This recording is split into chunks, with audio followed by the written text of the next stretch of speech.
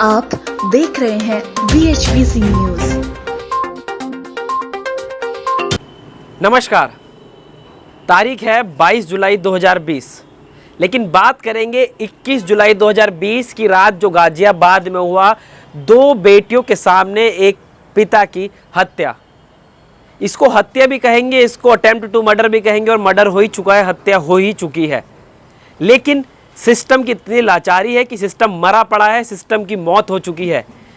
Title, tag, caption, तमाम तरीके की चीज़ें आपने देखी।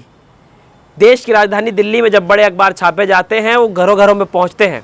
अगर पूरे देश की बात करें तो पूरे देश में छोटे बड़े अखबारों में बड़े अक्षरों में आज ये हेडलाइंस में आया था कि पत्रकार की मौत हो चुकी है, पत्रकार को मार दिया गया है।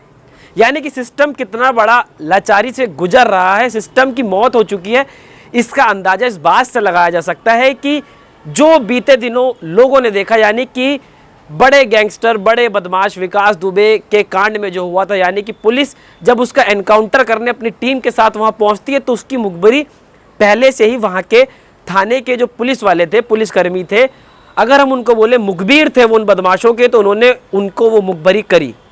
ऐसा ही हाल फिर बीते दिन देखने को देखा गया। गाजियाबाद में एक पत्रकार की हत्या कर दी जाती है। हत्या किस बात पे कर दी जाती है कि वो शिकायत करते हैं अपने भांजी की छेड़खानी के मामले में।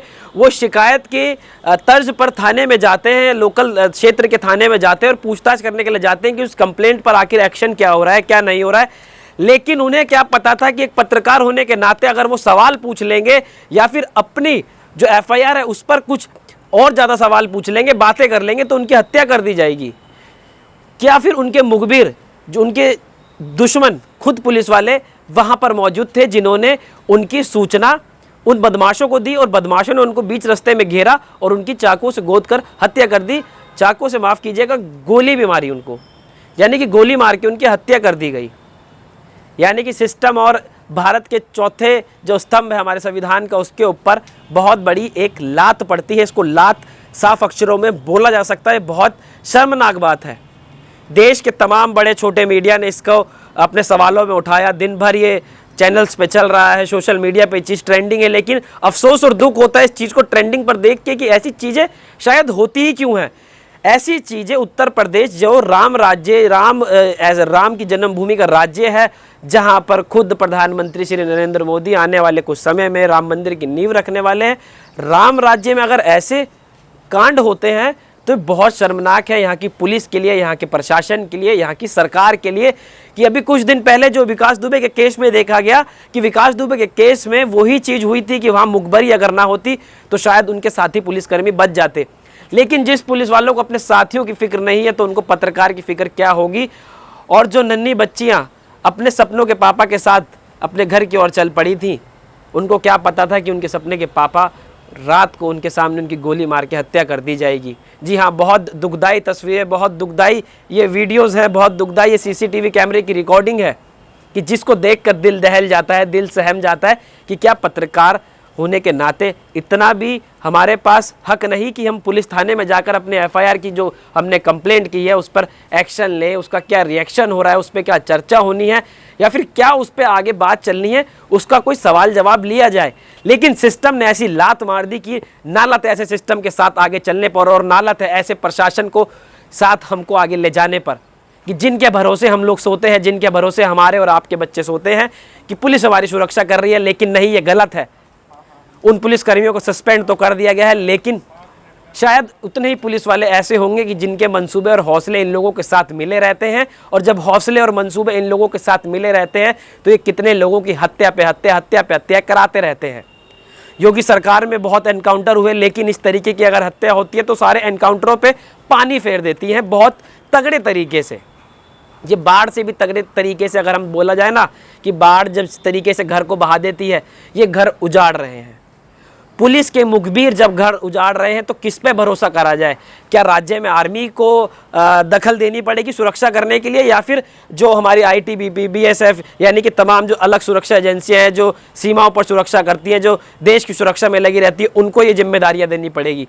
यानी कि योगी सरकार के ऊपर, इस राज्य उत्तर प्रदेश के ऊपर बहुत बड़ा एक क्वेश्चन मार्क खड़ा होता है, बहुत बड़ा सवाल खड़ा होता है कि आखिर देश में, आखिर देश के इतने बड़े राज्य में चल क्या रहा है।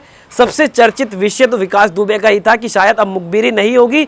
पुलिस प्रशासन ने इतना बड़ा एक्शन लिया था, पुलिसकर्मियों को सस्पेंड कर दिया था, लेकिन उसके बावजूद गाजियाबाद यानी कि दिल्ली से सटा हुआ शहर, दिल्ली एनसीआर में गिना जाता है, देश की राजधानी से सटा हुआ शहर, अगर वहां पर ऐसा कुछ होता है तो सिस्टम पर थू है, सिस्टम पर नालत है, सिस्टम पर बेशर्मी की हद पार कर चुके हैं ऐसे पुलिस वाले या फिर ऐसे प्रशासन में बैठे लोग जो इतनी मुखबिरी करते हैं। यानी कि पैसों का इतना लालच, शायद मुखबिरी इसलिए ही की जाती है कि सिस्टम एक पैसों के चक्कर में बंधा हुआ है, और पैसों के चक्कर में बनते बनते वो इतने अंधे हो जाते हैं कि उनको नहीं पता लगता कि वो 2 बच्चों के पिता हैं, या वो पत्रकार हैं, या फिर वो अपने साथी की हत्या करवा रहे हैं, या चल क्या रहा है उनको कुछ नहीं पता होता।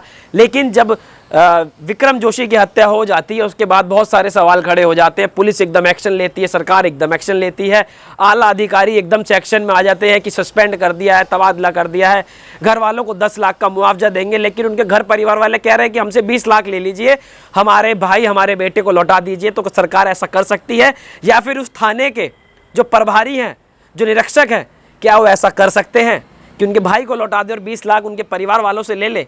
क्योंकि आप ही के थाने पे बहुत बड़ी उंगली उठ रही है, आप ही के पुलिस प्रशासन पर बहुत बड़ी उंगली उठ रही है, आप ही के राज्य की सरकार पर बहुत बड़ी उंगली उठ रही है कि इतनी बड़ी मुखबिरी हो जाती है और हत्या पे हत्या, हत्या पे हत्या, आपके एनकाउंटरों पे पानी फेर दिया जाता है और आप अपनी पीठ थपथपाते रहते हैं कि हमने सस्पेंड कर दिया, हमने 10 लाख का मुआवजा दे दिया। तो शायद बहुत बेशर्मी की बहुत ज़्यादा बड़ी बात है। इसको बेशर्मी से ऊपर अगर कोई शब्द हो तो वो दिया जा सकता है। मन में, जहन में गुस्सा है सभी लोगों के। एक पत्रकार होने के नाते हम लोगों के जहन में भी ये सवाल आ रहा है कि अगर कल को हम भी ऐसे कुछ सवाल उठाने पुलिस थाने जाते हैं या देश या दुनिया के किसी लोगों से हम सवाल करते हैं, तो शायद हत्या का डर हमारे परिवार वालों को भी होगा, हम लोगों के साथियों को भी होगा, हमारे बच्चों को भी होगा, या फिर आप जैसे जो हमारे साथी हैं उनको भी होगा कि हम लोग जब पत्रकारिता में ऐसा काम करते हैं तो शायद हत्या होना कोई बहुत बड़ा अब खेल नहीं रह चुका है। क्योंकि मुखबिरी होना छोटी सी चीज़ है कि मुखबिरी कर दी जाती है। वो थाने में गए थे विक्रम जोशी, उन्होंने अपनी कंप्लेंट पर जो सवाल किए होंगे वो किए होंगे, उसके बाद वो थाने से निकलते हैं, जो सिस्टम होता है उसके बाद सीसीटीवी में रिकॉर्डिंग होती है। आप देख सकते हैं बच्चे बिलख रहे हैं, बच्चे रो रहे हैं, उनकी बड़ी बेटी जो है वो रोने लग रही है। यानी कि इतनी बड़ी बेशर्मी, इतनी बड़ी लाचारी सिस्टम की, इसको जो सीधा बोला जा सकता है कि पत्रकार की मौत और सिस्टम की लाचारी, या फिर पत्रकार की हत्या और सिस्टम की मौत। सिस्टम मरा पड़ा है, सिस्टम किसके भरोसे है नहीं पता, सिस्टम राम भरोसे है, सिस्टम भगवान भरोसे है, सिस्टम अल्लाह भरोसे है, सिस्टम वाहेगुरु के भरोसे है, किसी को नहीं पता। जो सरकार सिस्टम को चला रही है वो नहीं समझ पा रही है कि सिस्टम चल कैसे रहा है। लेकिन तमाम ऐसे सवाल आप लोगों के मन में भी खड़े हो रहे होंगे, तो आप भी इस तरीके से आवाज़ उठाते रहिए, सोशल मीडिया का अच्छा उपयोग करते रहिए।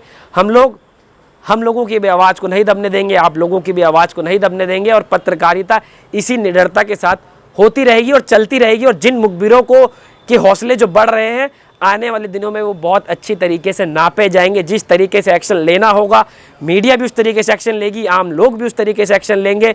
जो लोग इनसे डरते हैं, जो लोग इनके बहकावे में आके गलत काम करने लगते हैं, वो भी इन पे कड़े एक्शन लेंगे। और हमारी दरख्वास्त है राज्य सरकार से, यानी कि उत्तर प्रदेश की सरकार से, योगी सरकार से, कि आप लोग काम बहुत अच्छे कर रहे हैं, नेक कार्य करके आप एनकाउंटरों को अंजाम तक पहुंचाते हैं, लेकिन इस तरीके के मुखबिर को सस्पेंड करना कोई सिर्फ एक इलाज नहीं है। इन पे और कड़ा एक्शन होना चाहिए, इनको सज़ा तक होनी चाहिए, और कोई प्रावधान बनाने की जरूरत हो इनको कड़ी सज़ा की, तो वो भी बननी चाहिए। तमाम बड़ी छोटी खबरों के लिए आप जुड़े रहिए हमारे साथ। तब तक के लिए नमस्कार, जय हिंद, धन्यवाद। आप देख रहे हैं VHBC न्यूज।